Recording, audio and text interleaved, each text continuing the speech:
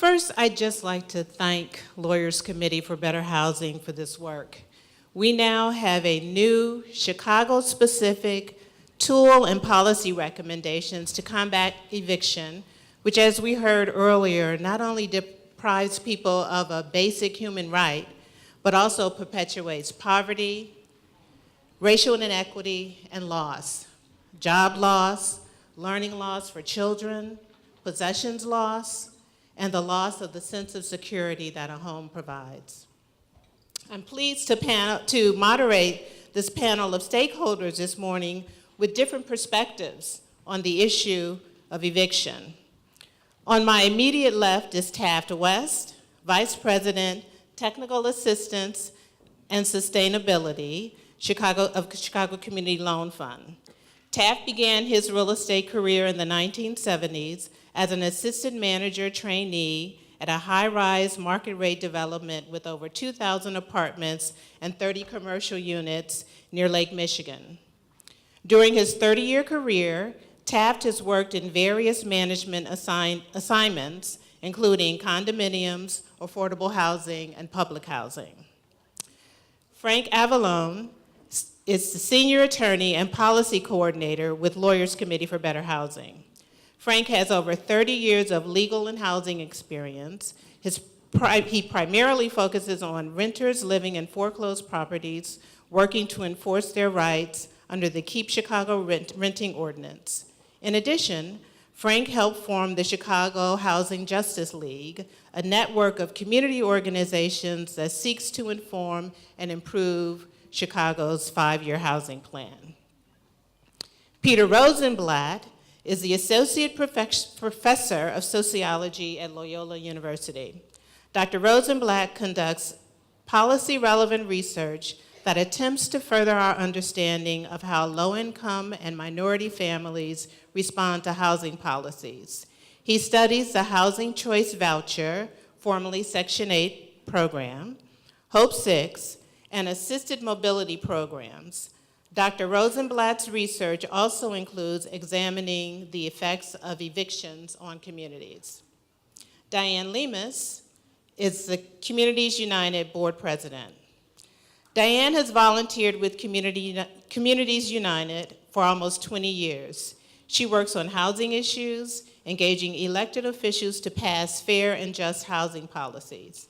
In 2009, she was awarded the Chicagoan of the Year Award for her housing work.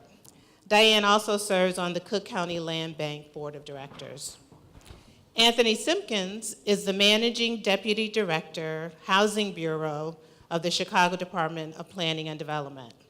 Anthony earned his law degree from Loyola University in 1994 and began his legal career representing renters who were victims of illegal evictions at Lawyers Committee for Better Housing. Anthony was appointed a judge of the Circuit Court of Cook County by the Illinois Supreme Court and served until 2016 when he returned to the city. As Managing Deputy Commissioner, Anthony oversees housing and community development policies, programs, and strategic investments. My first question is for all of you. What are your reactions to what the data show, and how are Lawyers Committees for Better Housing's findings applicable to your work? I'm going to be talking about a community organization perspective of what we found very valuable to us in the data that LCBH put together. So some of the neighborhoods that Communities United works on are Albany Park, Austin, Belmont, Cragen, and Roseland. And this data supports us at a community level because we are able to directly see how hard our communities have been impacted by evictions and why we need to continue our affordable housing work, right? This report also gives us the tools to better understand the eviction problem specifically in the neighborhoods that we represent, since evictions directly impact those families we are fighting for, the rent burden and low-income families. And this data helps us make a case that the lack of affordable housing is a serious problem in the city, and many families are on the brink of eviction because they cannot afford to pay the high cost of housing in the city. One thing I'm really excited about is that you can access the data ward by ward. And when we go talk to our elected officials, our aldermen, and we're bringing this report with us, we can make that connection of what's happening with evictions and the lack of affordable housing in the city, right? So we recently did a report with the Paul Institute for Housing that found that more than 300,000 renters in the city are paying 30% of their income on housing. And 80% of that 300,000 are paying up to 50% of their income on housing. So when you're starting to talk about evictions, are because people cannot afford to pay the rent. So again, this data is extremely important for us to make a case that we need to protect renters in the city. Thank you. Thanks, Diane. So LCBH's findings are quite applicable to my work, which focuses on housing mobility among the urban poor. One thing I found interesting in the reports was what they suggest about the differences in the freedom to maintain housing, not just to obtain it. We tend to think of housing discrimination as disparate treatment in the process of finding or getting into a house or an apartment.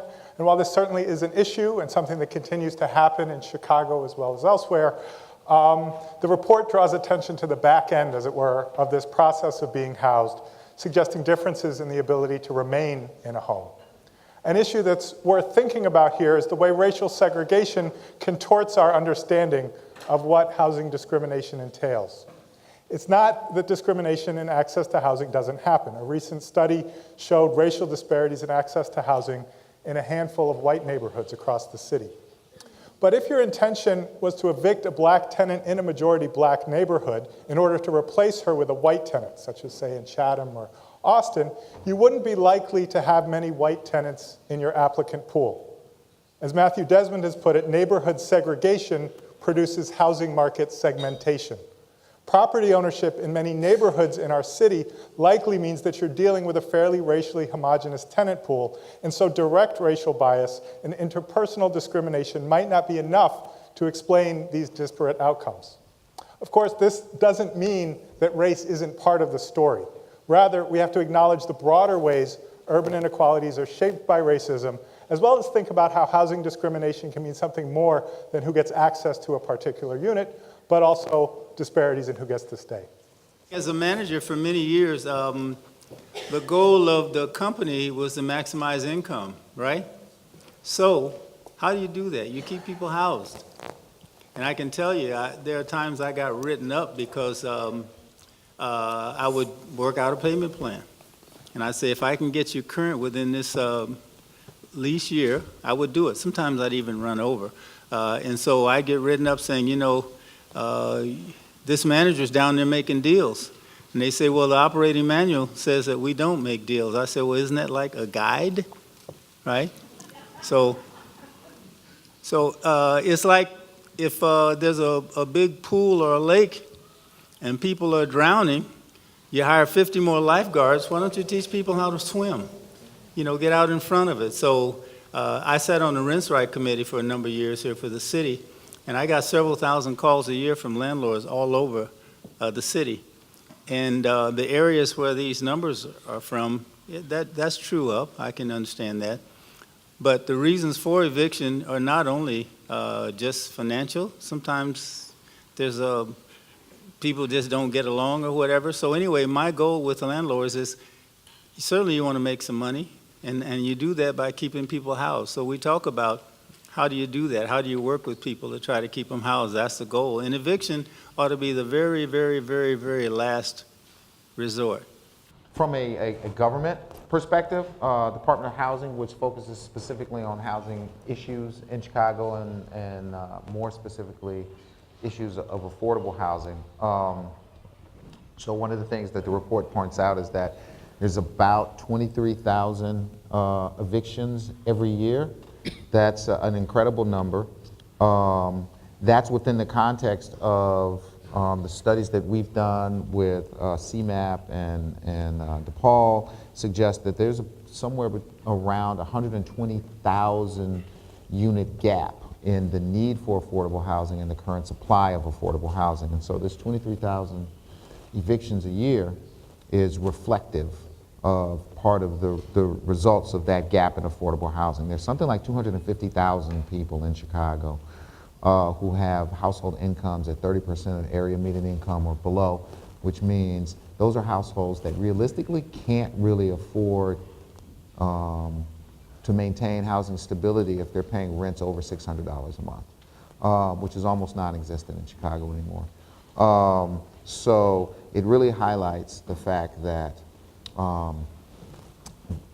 we need more resources in this area. I thought it was interesting that one of the things the report said was, I think the figure was about 0.3% of the outcomes in eviction court are positive outcomes for the tenant, meaning that there's a ruling in their favor. What does that mean? That means that the vast majority, 99% of the cases that come into eviction court involve a tenant that's having some kind of a problem maintaining their apartment, whether that's paying rent or something else. So it highlights the fact that there's a serious problem that we need to attack. And the supply of affordable housing, which is what we focus on, is we obviously need to do a better job and to get more resources in that area. But affordable housing is only part of it, right? Ultimately, what this is about incomes, because if people have high enough incomes, they can afford to stay in the housing that they have, or maybe even afford to have better housing. So ultimately, we need to address both the provision of affordable housing, but also how do we raise people's incomes across the board. So Frank, I'm going to ask you to react to the data, but then also to talk about public policy recommendations. I guess my first reaction is to first thank April for her testimony.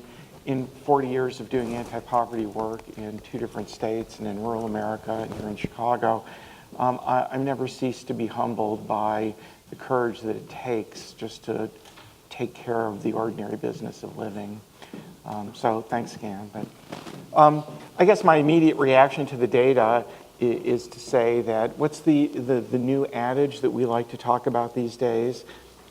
We send black men to jail and we send black women to eviction court. We're in Austin for a reason, and I'd like to at least be heard to say that we need affirmative action more than ever when it comes to African Americans specifically. Because unlike some other minority groups or religious groups, African Americans have a unique standing in our society, and we have a unique moral obligation to them. Not all ethnic groups were enslaved. The vestiges of slavery and racism live with us today. And those vestiges of racism and slavery translate at a practical level into black neighborhoods in Chicago being poor. That's not a coincidence. They're poor and they're segregated, and the segregation is not a coincidence. It is not the default of individual private choices. It is the result of designed government policy for over 100 years. And because of that, we have a unique obligation to remedy that for African American descendants of slaves.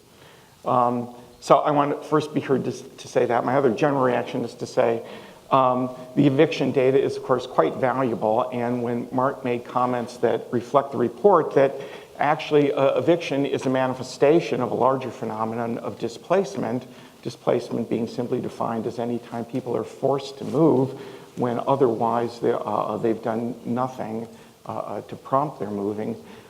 Forced displacement is manifest in many, many, many ways in our society and can be remedied in many ways. Eviction is but the tip of the iceberg of how it's manifest to us publicly so that we can see data about it. It's less obvious to gather data about other forms of displacement, but there are some things that we can do about those things. There's no mistake about why 200,000 African Americans have left Chicago in the last decade. Why is that? And I think there's some answers to that question. So, Frank, are there programs, policies in other cities that Chicago should be considering? Yeah, I think that we can look at this in both the broader perspective that Anthony Simpkins brought up about the landscape of affordable housing. We can also look at it at the more microscopic level of eviction-specific things. And because those of us at Lawyers Committee for Better Housing live in eviction court, what a strange place to live. By the way, you protesters, if you're going to shut something down, that's the thing to shut down. So let me say first that there are some things that we can do better rather than worse to humanize that environment. One thing that we can do, as the report recommends, is we can have a publicly funded right to an attorney. That program is now operational in New York City, Newark, New Jersey, San Francisco, California. It is right now before the city councils of Boston, Philadelphia, and Detroit. This is happening in lots of places. We've seen the difference between having a legal aid attorney and not. 62% of the time, if you don't have a lawyer, you're evicted. Only 22 or 26% of the time if you have a legal services attorney assisting you. The other thing that we can do is, of course, pass just cause for eviction and sealing of eviction court records. It is, in my years of being in this business, it used to be that landlord-tenant relationships were quite informal. Everything didn't show up on people's credit reports. Credit reports didn't mean all that much in the 70s, 80s, and even 90s. So it's a relatively, comparatively new phenomenon about the importance of credit reports and formality in these relationships. And there is a fundamental contradiction when the industry says we can't allow you to seal eviction court records while simultaneously saying we can't pass just cause for eviction. Just cause for eviction is the law in 7 states and 24 cities. It is the law of all or most of the subsidized housing programs, even here in Chicago. So if we let people get displaced by a venture capitalist from New Jersey, passing out 30-day termination notices to people that have been in the same apartment for over 20 years, kicking them out of their ancestral homes, as it were, without any cause at all, and then shuffling them off to eviction court, and we think that at least 20% of the 23,000 evictions in Chicago every year are without just cause. That's about 6,000 or 7,000 families a year being displaced just in Chicago. So there's a fundamental contradiction to say we evict people without just cause, but oh, by the way, when we blemish your credit report by doing so, the whole world gets to know that so that you can't find a new place to live. So between right to counsel and sealing eviction court records and passing a just cause bill, there's one other thing that we could certainly do, and the list goes on and on.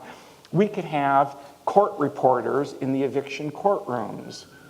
I hate to be critical, but for those of you who can follow us to court sometime and see, there is a huge difference between what happens in front of a judge if the judge knows the world is watching because there's a court reporter sitting there.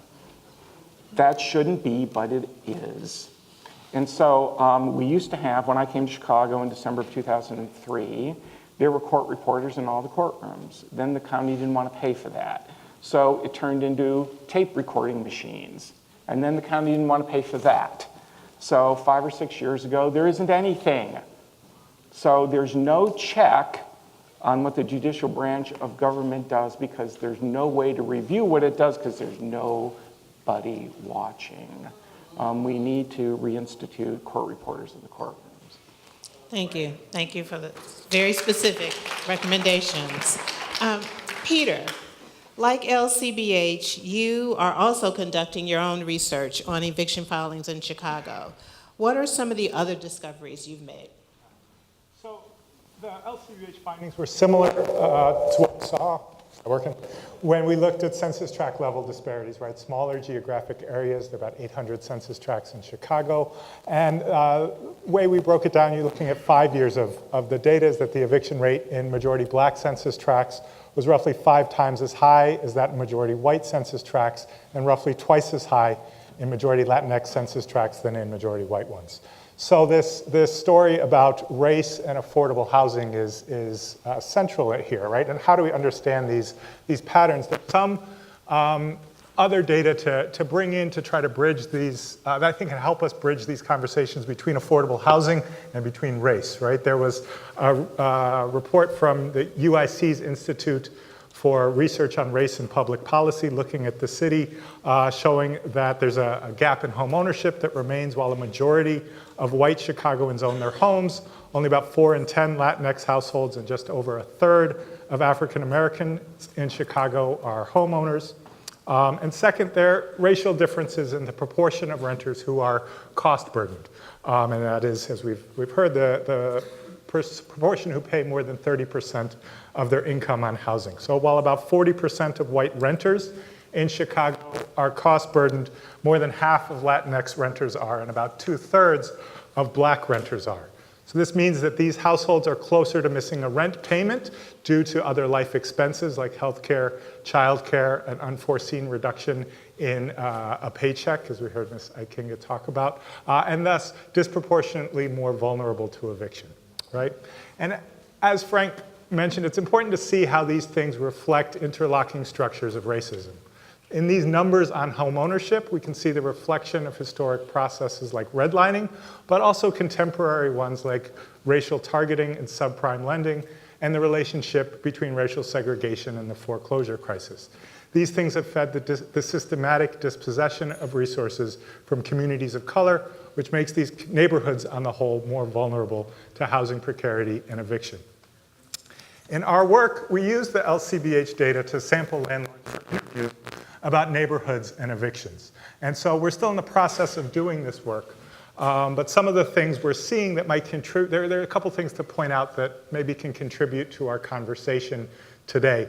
One thing worth pointing out perhaps from these interviews is that evictions carry a cost for landlords as well. Most landlords we talked to did not see getting back rent as the aim of an eviction, which doesn't mean they wouldn't necessarily include it when they file, but they don't seem expectant that a file will result in getting that lost rent back. Rather, they saw eviction filing as a way to get the unit back and to re-rent it, as well as to potentially avoid what we might call spillover effects when a disgruntled tenant causes others in the building to leave. Avoiding what landlords perceived as a lengthy process of going through eviction court, as well as potential legal fees, led many to offer cash directly to tenants to get them to leave. As we've been hearing, another reminder that these data, while important and telling an important story, don't tell the entire story of landlord-initiated moves. We know there's more kinds of evictions or forced moves going on there.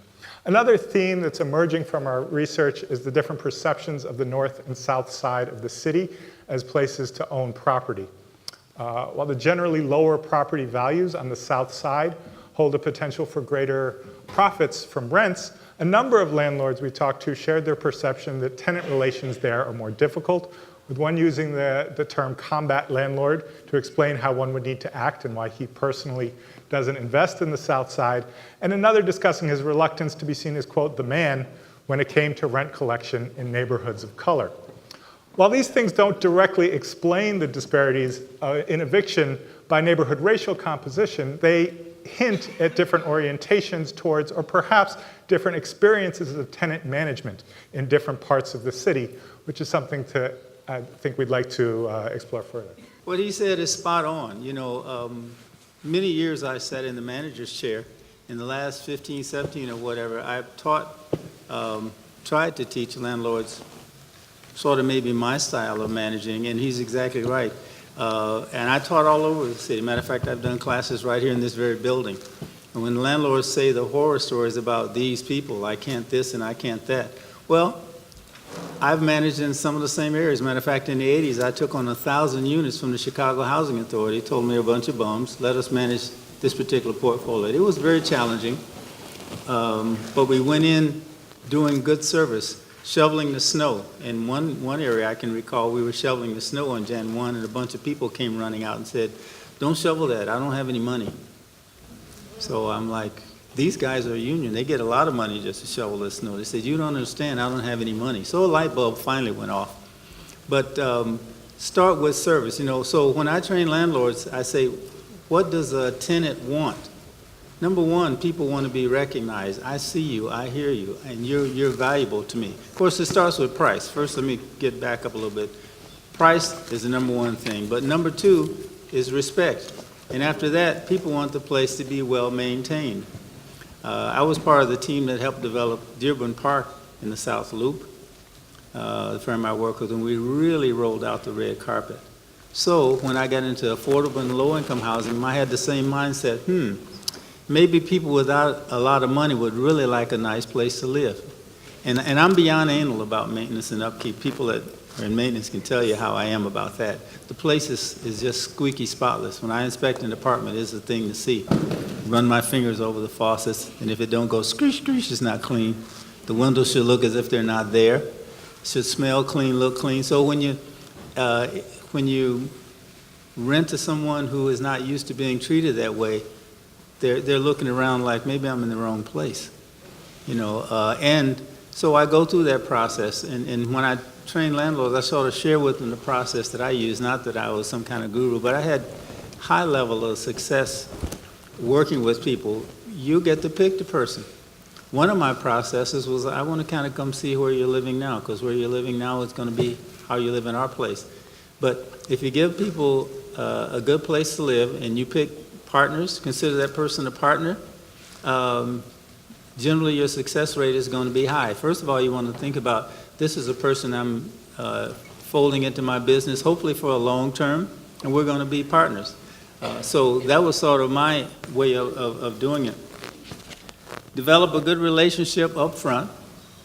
We sit down and we talk about what my expectations are and what I hope to give to you. And I always say, you've got to be clean, you've got to be quiet, and dear darling, you have to pay me, okay? So let's get that up front. And if you're a person whose rent is $12, on the first I want 2 5s and 2 1s. So expectations are important. And when I show them all around, introduce them to the staff, show them the laundry room, their mouth is open. And then when I give them the keys to not their apartment, to their home, and they open up the door and their mouth is open or their eyes fill up with water, we're there. And 2 words, I say, welcome home, you're with us. So that, when I work with landlords and try to share that concept, I start out by saying, anybody here ever done an eviction? And I say, so how much did that cost you? So it seems to me the goal would be to avoid that. And I can tell you, my buildings, the income was like through the roof, which is probably why I never got fired, okay? Because people stayed in place and they paid, and they were comfortable there. And they left because they either wanted to got to a situation where they could buy something or they moved on for whatever reason. But while they were there, a good landlord and a good business person keeps them comfortable. And the money will come. The money will certainly come. Communities United has had a different experience with landlords. So talk a little bit about what has occurred when a new landlord purchases a building and displaces tenants. Yeah, I think we've heard from Frank and others about forced displacement. So I'm going to tell you exactly what forced displacement meant in the Albany Park area, right? The developer came in and purchased 3 multi-unit buildings. First thing he did was give him a 30-day notice. So they were being evicted without a formal eviction order, right? So you had over 60 families that got the 30-day eviction notice. 30 families looking to find rents in the Albany Park area so they wouldn't have to pull out their kids, their children in the middle of the year, right? That is called forced displacement, right? So this isn't even counted. It's my understanding, Frank, you can correct me if I'm wrong, that this data isn't even counted in the eviction data that's in this report. And to me, this is important data that we need to have, because this is, again, we had a lot of our leaders live in these buildings because they were like a block from each other, right? When you ask them, they were evicted. There might not have been a formal eviction order there, or they even had a chance to fight to stay in the building. But nevertheless, it was an eviction, and they were gone out of the neighborhood. So I wonder if at some point we could start getting data and including this type of an eviction in our data as well. And I think also, what are we doing with our undocumented population, right? What are we doing with them, with the political climate the way it is today? I mean, I can't see, you have to have a lot of courage if you're undocumented to go into that courtroom and stand in front of the judge and be hoping that ICE isn't waiting over there to take you or pick you up or do something with you. So how are we addressing the undocumented population also when we talk about evictions, right? Because they're not going to give a fight. They're just going to leave, right? Even though they might have a good case. So these are the things that we see with our organizing boots on the ground, and how important that this data is, and also to keep looking at and finding out this other data that is so important to the people that we represent. Mm-hmm. Thank you. So the issue is actually more severe than we think, or than Yes. this Yes. data is showing. Yeah, and another thing, is that what do we have data on what happens if we go to court and we lose our case? What does that mean? Do we become homeless? Do we double up? So what is happening after, would be Yeah. interesting also. Okay. So Anthony, one of LCBH's recommendations is that the City of Chicago increase funding for homeless prevention services that provide financial assistance to help renters pay back rent, utilities, and other emergencies. Is that a good use of city funds, and what are the barriers to making this happen? Broad answer would be yes. Right now, the city has an emergency rental assistance program that's quite effective. I got some information from the folks at the Department of Family and Support Services, DFSS, who runs a homeless prevention call center. People can call and be connected with services. They also work with Lawyers Committee for Better Housing in eviction court to help refer families that are going through the eviction process to services. So that's a very important connection. We did a study,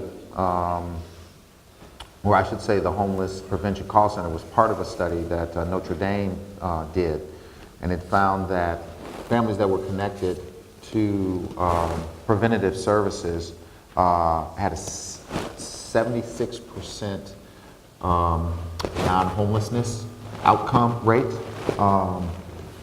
between 6 months and a year after being connected with the services and resources.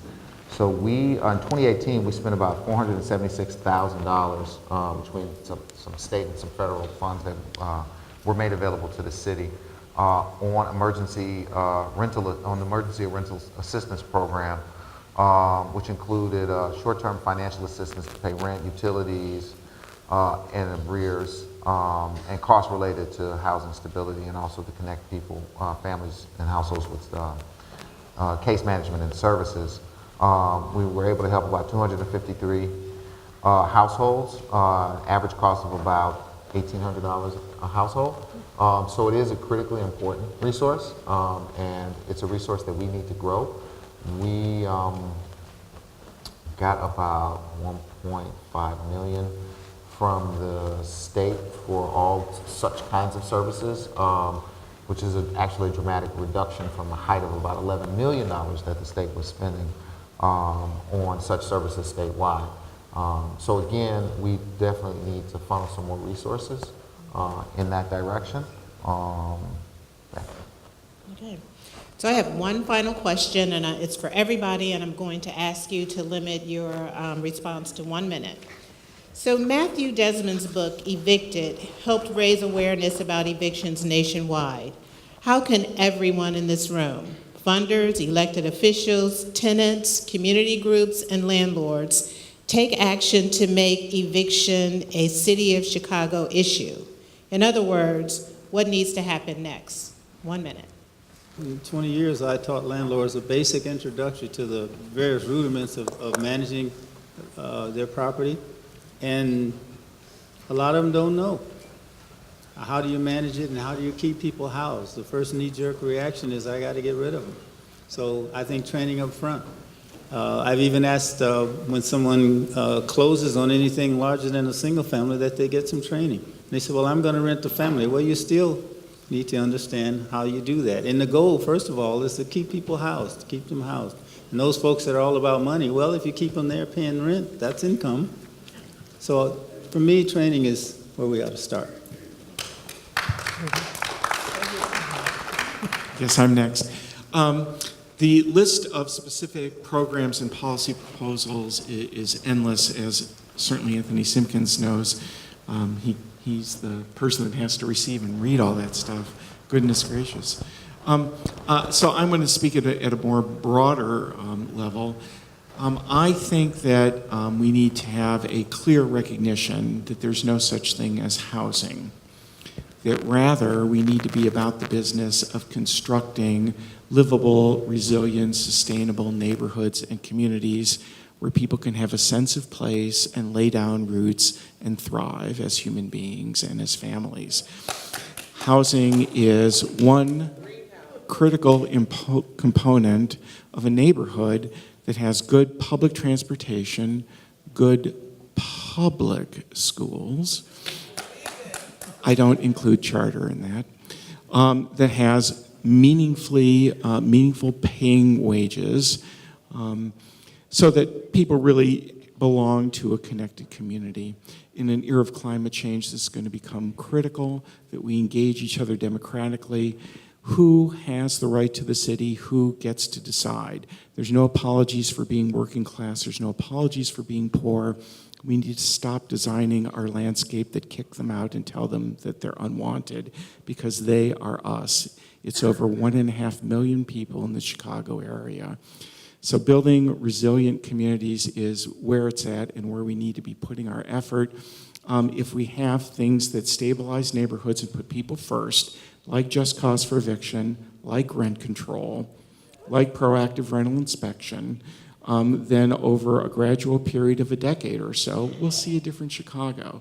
One example, Los Angeles, California, has 750,000 rental units. Chicago has 627,000. LA, for almost 30 years, has had proactive rental inspection, rent control, and just cause for eviction. There are plenty of landlords making plenty of money in Los Angeles. However, the rate of public health illnesses that are caused in the home, like lead poisoning and asthma, have gone down dramatically. The number of people who have stayed in their communities have increased and stabilized. And the number of units in their serious disrepair building program is less than 2,000 units. LA isn't the only place that this is happening. We're behind and we need to catch up.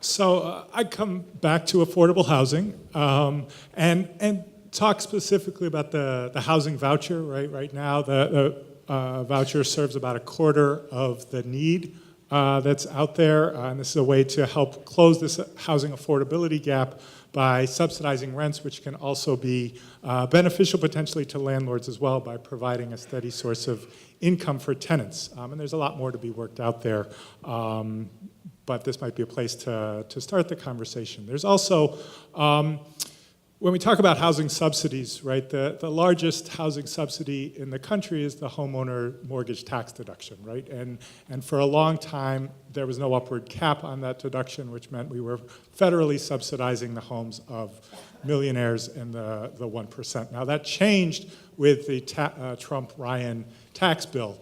But unfortunately, rather than taking that pot of money that could have been used to supply, to say, close the rental gap for the housing choice voucher holders, that is taking money just from people in the top income tier and redistributing it in terms of to fund more housing vouchers.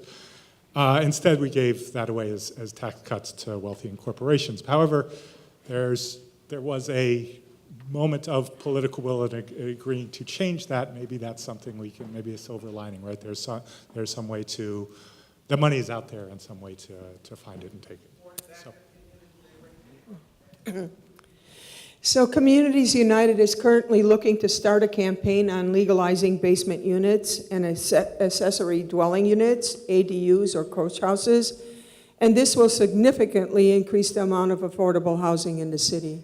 So our way of thinking, the more housing affordability might mean less evictions.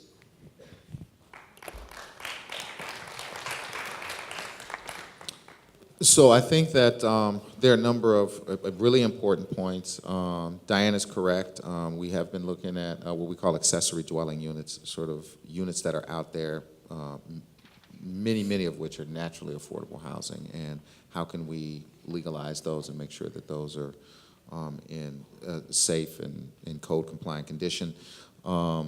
Rental subsidies and emergency assistance are critically important resources as well, especially for those that are extremely housing cost burdened and within the population of people that have very, very low incomes. But I want to just a little more broadly, I think part of what we need is we need folks like you to be engaged in the process, to put pressure on folks like me to institute policies that can attack this gap in the supply of affordable housing. But also I think there needs to be a bit of a switch in perspective. What I'm arguing is that switching the perspective should be, there's this underlying assumption that the concept of making money in real estate is somehow mutually exclusive and sort of on the opposite side of making sure that people across the income spectrum have decent, safe housing that they can afford in neighborhoods that they can thrive in. And those two things are not mutually exclusive. And we need to begin to think deeply about strategies where both can happen at the same time, as opposed to continuing a battle between those two things, which ultimately doesn't benefit the people that need affordable housing the most. I have two questions, actually. One, Frank Avellone, when we were working on the 5-year housing plan recommendations, we had something specifically toward creating a protected class for people's criminal history. Do we think we can go that far with this right now? In other words, completely taking criminal histories out of everything? I think that, Michael, if your question is about whether or not criminal record, we can pass laws to make criminal records a subsidiary concern when it comes to housing applications, I think our award winner, Trish Braun, has gone to great lengths of getting that type of an ordinance recently passed, at least at the county government level. And I think that really opens the door to do it in a broader base at the city and hopefully statewide. Those things are happening around the country because there's a recognition of reintegrating people who have been in jail back into society in a way. And the other question I have is, I've also been working an awful lot on the rent control legislation. I was down in Springfield yesterday, actually. And one of the complaints I'm getting from landlords who are saying if with this legislation, and it isn't true, but they wouldn't be able to get rid of problem tenants by being able to raise their rent too much. Could you both respond to that? Evictions that took place, sort of similar to what Diane was mentioning, around taking over a building, right, and trying to empty out the current tenants because of wanting to rehab and raise rents. I'm sorry? Yes, exactly. And actually, one of the things we found that was interesting was the geography of that. A lot of times when we talk to people, it was in neighborhoods that were sort of landlords trying to make a bet on what the next gentrifying neighborhood would be, right? So there's a link here, I think, to gentrification as another neighborhood level process, and in particularly talking about, if not Logan Square, then Avondale, right? The place just to the north where maybe that'll happen next, right? And so, yeah, I think there's this process of landlords perceiving neighborhood change and trying to think about that as what's going to be from a profit perspective, and then being faced with raising rents and evicting tenants potentially, but also I'll say one of the patterns that we saw from those discussions was also a sort of different response on the part of landlords to that kind of eviction than to a non-payment of rent eviction, that some saying this is This is sort of not, I haven't really been wronged as much here. This is a more difficult thing to do, perhaps. I don't know. Mr. West, you were talking about tenant-free, landlord-free. Is there a way to incorporate this so that sort of thing doesn't happen? Well, you know, I'm just a guy. I don't know.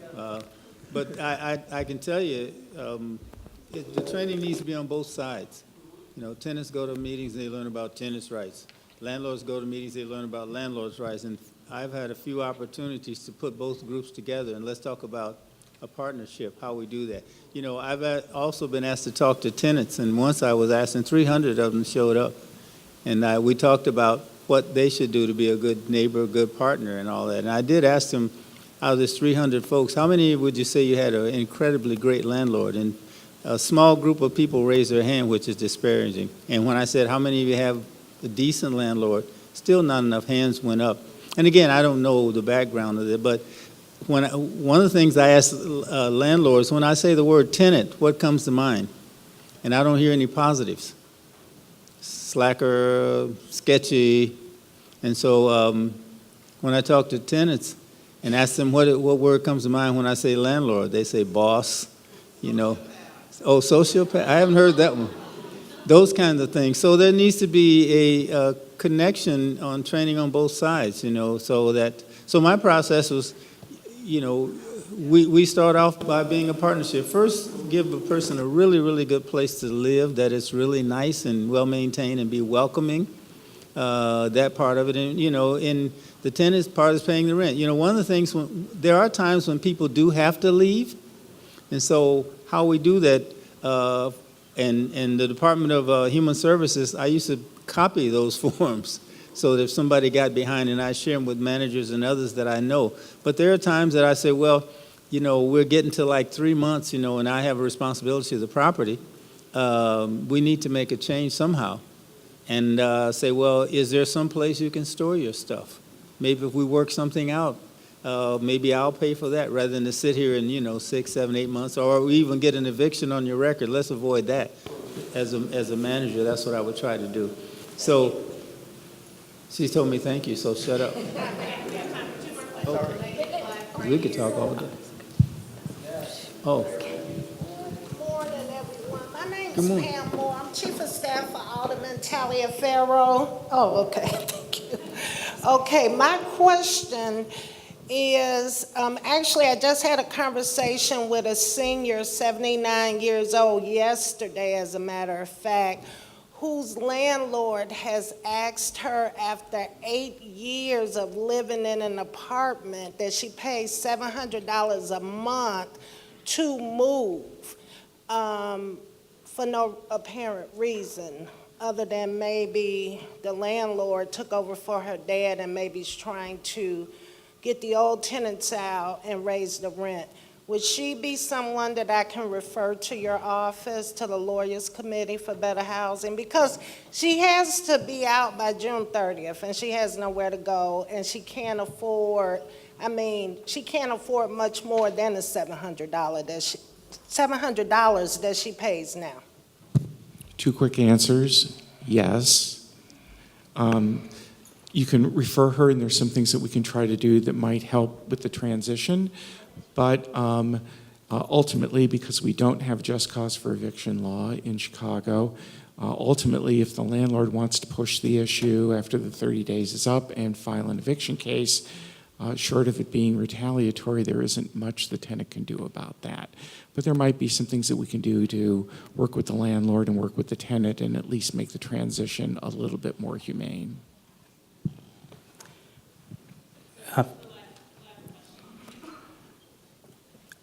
My name is Jose Zayas, and I'm with Youth Guidance. I'd like to thank the Lawyers Committee for Better Housing for sponsoring this event today.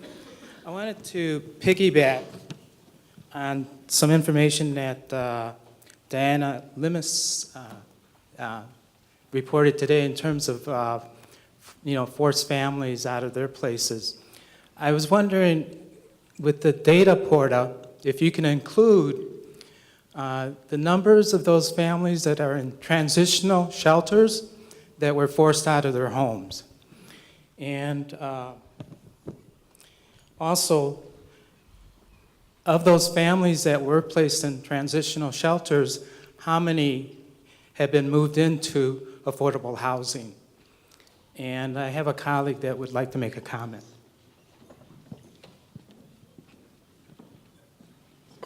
Good morning. Frank, I want to thank you for your honesty. My name is Al Stinson. I'm a resident of Austin. I'm actually a homeowner, and I do my work in Austin. When we talk about this eviction corruption, I think a lot of times we don't pay attention to the trauma that it does to the child. Because I work in prevention education. And so they always wonder why the black child is so angry. That's part of his anger. It's the pressure for being displaced and evicted from your homes. I come from that eviction cycle, so I know what that pain is and what that trauma is to be displaced and be evicted. And so I'm asking you guys just to really fight, and we can help you guys fight for that corruption piece of that eviction, because it hurts our youth more than anybody. And that's why we see so much of this violence in these streets now. You know, I have so many young men tell me, hey, I don't have no place to go. My mother kicked out, so that engine of anger is gonna come out. And it's gonna come out in all the wrong factors. I just wanna make that comment. We got to get better at that. And we got to be honest and that should be a part of the training, trauma in terms of eviction. Thank you. Thank you, thank you. So this conversation has really affirmed that we can have a balanced approach to housing that ensures that individuals and families have access to decent, safe, affordable housing, and that landlords get paid. We have new leadership at the city and the state, and so let's make sure that we enact policies that are more humane as well as being cost-effective.